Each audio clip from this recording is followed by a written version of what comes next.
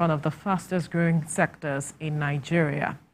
Over the years, it has contributed to the country's economy through employment opportunities and addressing housing deficit that spreads across the country. Construction projects in Nigeria are driven by both the government and private investors.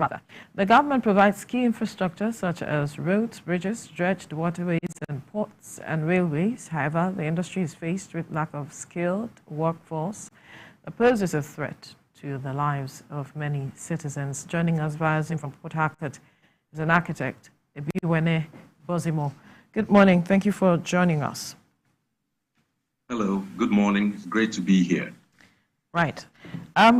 Since 2020, that's the outbreak of COVID-19, several sectors have struggled to pick up. But it seems the construction industry stands out. It stands different because not much struggle was seen to or have been witnessed by this industry. Talk to us how far we've been, or how far the construction industry in Nigeria have been able to wade through the times and the challenges to keep standing as it is. Well, I think it must be stated that during and immediately after COVID, there were disruptions in the construction industry, whether it was supply chains and the availability of staff. When you think of social distancing and all that, those had their impact. But indeed, because of how fundamental construction of different types is to life and economic activity, there has been a recovery of a sort. And you could say since 2020, even to more recent times, projects have continued. Sometimes they are altered, sometimes the scope is reduced, but nonetheless, as part of both public and private activity, people do persist with their projects. Sometimes the time frames are now longer, and the costs have definitely been affected, sometimes negatively. Construction is central to most economic activity. As a matter of fact, I think in the US, they actually on a monthly basis measure what they call housing starts because they see it as an indicator of how healthy an economy is. Construction also has the benefit of employing a very wide variety of different types of people. And so it affects the economy from the most basic person who perhaps sells groundnuts and food at the project site through to the tradespeople, plumbers, painters, electricians, the professionals involved, the regulatory authorities, the suppliers, the manufacturers. You see, construction has a very wide footprint on an economy.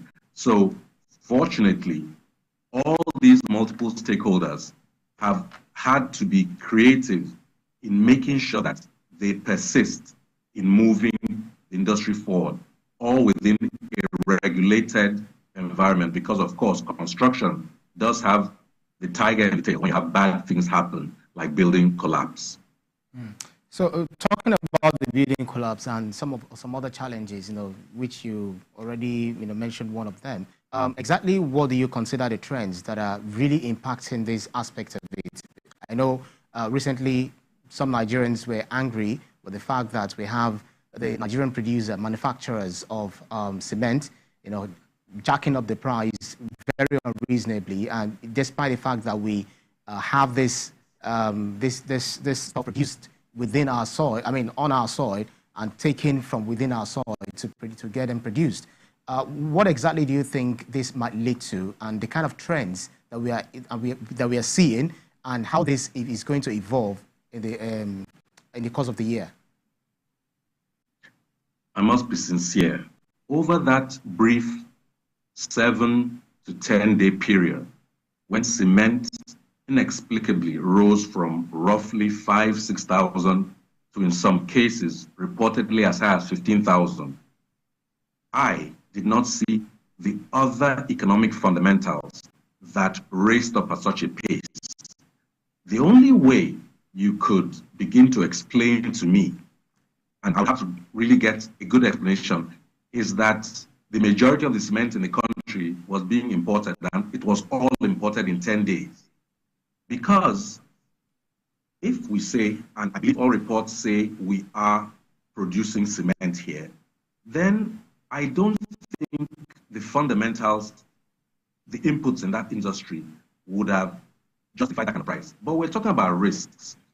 When cement is so central to most construction, whether residential, commercial, public works, cement is always central to all the structural elements, things that have high need for durability and strength are all, they contain cement components.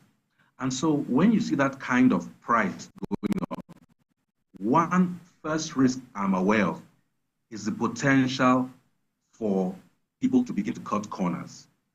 You can easily ameliorate this risk by working with properly licensed and certified professionals, because certified professionals have something at stake. They are licensed to practice. And so if you have a certified professional on a job and anything goes wrong, I could lose my license. That's one way of ameliorating the risk, because we'll supervise the components of the work that concern us and ensure that they are done according to specification. The other thing that is needed now, like my president of my institute said, is that the time has come for us to all look within, both as owners, would-be users, and professionals. There is a difference between what is desired and what is required. Sometimes it's nice to imagine the 7-bedroom, 14-bathroom mansion. But looking at the stage you might be in your life, maybe your children are beginning to go to secondary school and so on, do you actually need all that? Maybe you can scale down, but still achieve the comfort levels you want. Another thing you can do is, at the beginning, have that beautiful project, but with a very creative professional, ensure that as time goes on, you could even subdivide it and assure yourself income down the line. These are some things people can begin to look at. Cement is only one component. A lot of other components are also imported. The time, too, has come for us to look at domestically available options. We cannot continue to import all. There are good manufacturers of a lot of the components: paint, tiles, piping, electrical wires are actually one of the most interesting things. Every reputable professional electrical engineer specifies Nigerian-made wiring. Very interesting in a country where you think everybody wants to import. You know why? Nigerian wiring manufacturers have mastered the art of perfection when they produce. And so if you want a quality project, you are advised to get Nigerian wiring. The entire industry should look at what the electrical manufacturers have done and emulate it. It can only make the industry better. But there's one issue that have been raised over the years, which is the infiltration of developers into this whole system. And there's quite that difficulty to determine who the professionals are, and from those who are not professionals. People just pick on whoever is available because of the infiltration of developers, who some also claim that they are professionals and just build one thing or the other. At the end of the day, we see the number of collapsed buildings and the way that some people are cutting corners and all of it. How much of a concern is this for you as we look to embracing more professionals, as well as looking inwards to embracing Nigerian-made products in our construction? Now, the word infiltration used is quite interesting to me. Developers form a part of the ecosystem, the physical built environment ecosystem. However, it would fall on the regulatory authorities to create the context and the checklist that will ensure that if and when a developer presents themselves, they must meet or exceed certain minima when it comes to their staffing, the quality, the content of what they're doing. And then you can work with the professional bodies to ensure that they are also, we're all stakeholders, the end users, the professionals, it's not about overseeing their proposals, but to ensure that the proposals meet with the standards that should be acceptable in Nigeria. So developers they sometimes are able to raise funds and all that. There's nothing wrong with a developer, except if and when that developer is not meeting standards. The people who have to follow standards include the regulatory authorities and the professional bodies. So there is a happy place where all can coexist. But the kind of people I suggest, or I imagine you're suggesting, is just a baba, somebody who wakes up and, because maybe they can mobilize a certain amount of funds, decides to do away with the professional oversight. Because sometimes when a professional is telling a developer what the acceptable minimum standard is, the person feels, oh, you don't want to make all my profits. Mm-hmm. This is where the professional involved has a responsibility to report to the authorities. And then the authorities too should not now penalize that professional, because let me tell you, the sole concern of every professional is life safety. Forget every other thing you heard. Our primary responsibility is the safety of lives and property, of course, when the projects are done. If somebody wants to cut corners and a professional architect, professional structure engineer says no, the developer can decide to terminate their employment.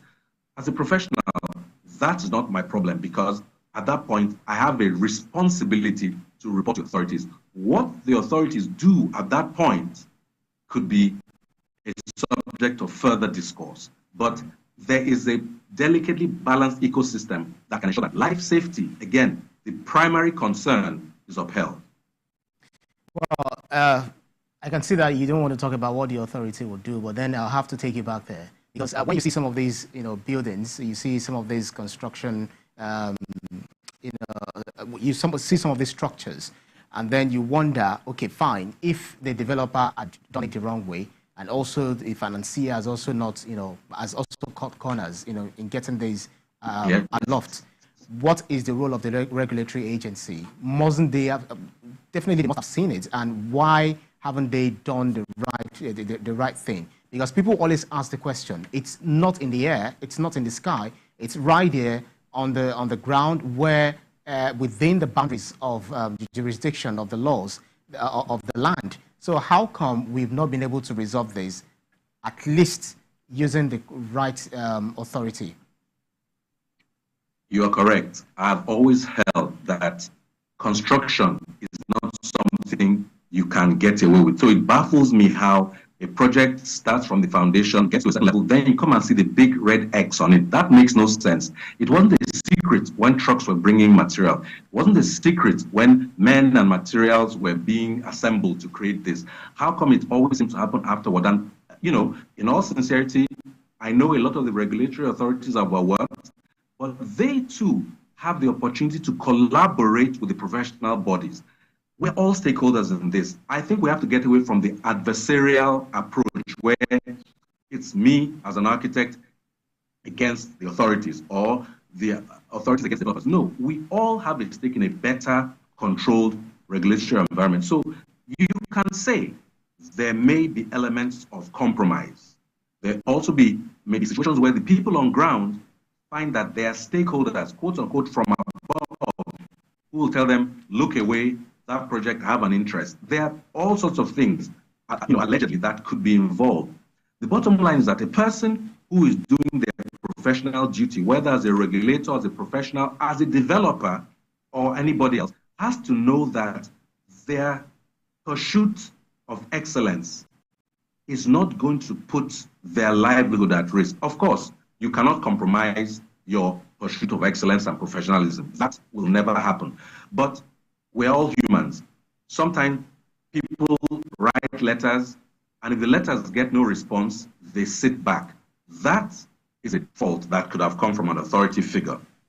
So each situation would have to be analyzed on its own. But I'm saying in a properly regulated and controlled environment, everybody has a role as a stakeholder. Everybody can benefit, from the owner who wants a certain type of project, either personal, residential, official, whatever, commercial, to the authorities who can benefit from revenues from development, to, of course, the professionals who do and oversee these designs, suppliers, everybody has a way of benefit. And of course, you have a healthier, happier population when the quality of buildings that they interact with are improved.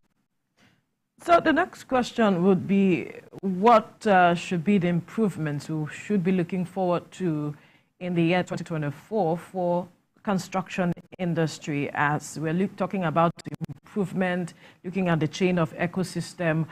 Is there going to be the adoption of technology to better what we already have on the ground? What are you seeing for 2024? Now, a question that always comes up when discussing projects is, how much will it cost? A very real and valid question. But as a professional, I ask, how much will it cost when? And let me elaborate. You can spend a fairly minimal amount of money upfront on any project. Of course, there's a minimal amount you will spend no matter what. But depending on your vision, you can spend very little upfront and end up with a lot of maintenance and upkeep costs. You can spend another amount, it might cost more initially, and then have minimal cost. You see, one of the trends that none of us can really deny is, funny enough, it's not a matter of coming up with new technologies. Our forefathers and ancestors in most of our communities had already teased out the principles that make traditional structures comfortable. The huts in the north with small windows, the buildings with courtyards in the south, and so on, with certain roof profiles, all worked because of the climate that we found ourselves in. Now, there are the trends for more green and sustainable technologies. In a country like ours that has energy challenges, it is more crucial than ever for you to engage your design team, architects, structural engineers, electrical and mechanical engineers, quantity surveyors, to ensure that your costs are properly considered and distributed. And let me tell you why. A project has the initial cost of construction and the total cost of ownership. On average, a building should last no less than 50 plus years. In fact, one of the most popular tourist attractions in the world, the Notre Dame Chapel in France, is about 1,400 years old. Okay, that's another story. Here, we're talking about a project should be done in such a way that, one, the people inside are not suffering too much from maintenance and other costs. They are comfortable. Depending on the design that you get from the proper professional, the total cost of you keeping that building cool, comfortable, and well-maintained could be much less than a similar building on the next site to yours. And the key thing now you have to consider is a sustainable approach to your design. Also, we have all sorts of very nice, modern designs and all that. You have to ask yourself, what will this cost in terms of me? It's great to have glass. Is it shaded? Is that glass pointing away from the worst sunshine? The way your architect and other professionals will help you use water-saving devices and all that could really help you in the total cost of ownership. So a trend, I would say, everybody must embrace, especially with climate change, is much more attention to sustainable design methods and products within our environment. It'll help us all. It may sometimes cost no more than 5–10% more, but you can easily save 20 to 30, 40% on total cost of ownership. And that, over time, is a major savings. I'm happy that you talked about how the construction industry is reacting to the climate change, because now the environment seems to be based on what we've put forth back in the day. It's now coming back to haunt us, and we have to create a buffer. But in lieu of that, I'll definitely want to know, talking about the workforce and, workforce development and skills training.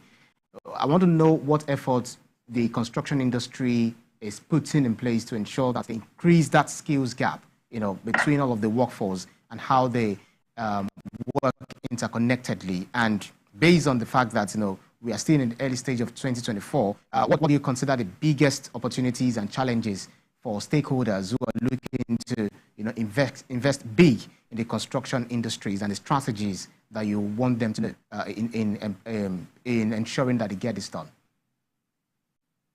I would say for anybody trying to do a project, understand that your workers are your greatest assets. Treat them with dignity. You see, there's this unfortunate situation where people always talk about how they need to, quote unquote, import workers from some of our neighboring countries, that those ones seem to be more focused. I don't think there's any skills gap when it comes to our domestic technicians and professionals.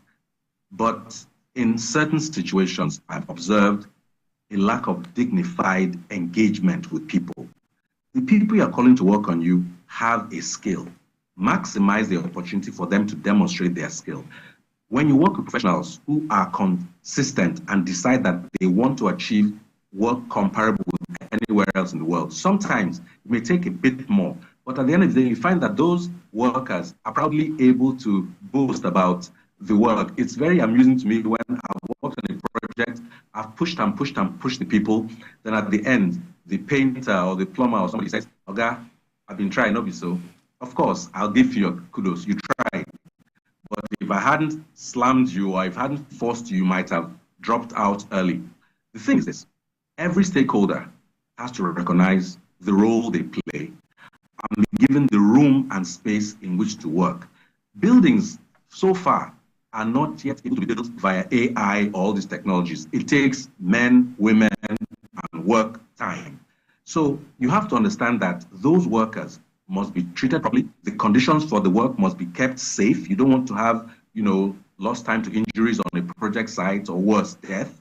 You want to ensure that materials and all that projects are managed properly. Every safety precaution is taken, and you will find that for a very minimal, I would argue 1 to 3% extra, you can truly achieve. Think of 1 to 3% extra on a project costing 50, 70, 100 million is really not as much as you might fear for what it can yield for you. So in this time where there is definitely pressure on everybody who's trying to either proceed on a project or even complete a project, I would say take a step back, assess your human resources. How are you managing the people from your workers on site, your safety personnel, your professionals, even the people who are delivering material? Have you provided where they can stop, turn, drop, go? Treat everybody properly. Treat people like humans, and you will find that your project will remarkably improve in terms of the delivery. Right. One quick question before I let you go, because earlier you mentioned how wide the construction industry's footprint is on the economy. I want to know how wide it is now, if we are to put it in figures, and what we are hoping to see in this year, 2024. Ironically, of course, Nigeria being a monoproduct economy, we always think of oil. Oil is highly specialized with, interestingly, a lot of foreign input and all that. The construction industry in Nigeria, there was some document I may have read some years ago, so I might not be able to report current figures, but the construction industry was accounting for between 15 and 17, 18%. When you think of the GDP of Nigeria, that is not an insignificant number. Mm-hmm. And when you now extend it to the fact that it employs so many people potentially, the value chain of construction is so broad that you have to see both at the federal and at the subnational level, the state level, a good investment in the construction industry will yield dividends, revenues, taxes, levies, dues, all sorts of figures will come back to government directly. But ultimately, people will have safer buildings in which they operate. You live, you work, you play. All those environments must be properly, conceived and delivered. And you have the benefit of more satisfied, happy, and healthy citizens. What's not to love in that?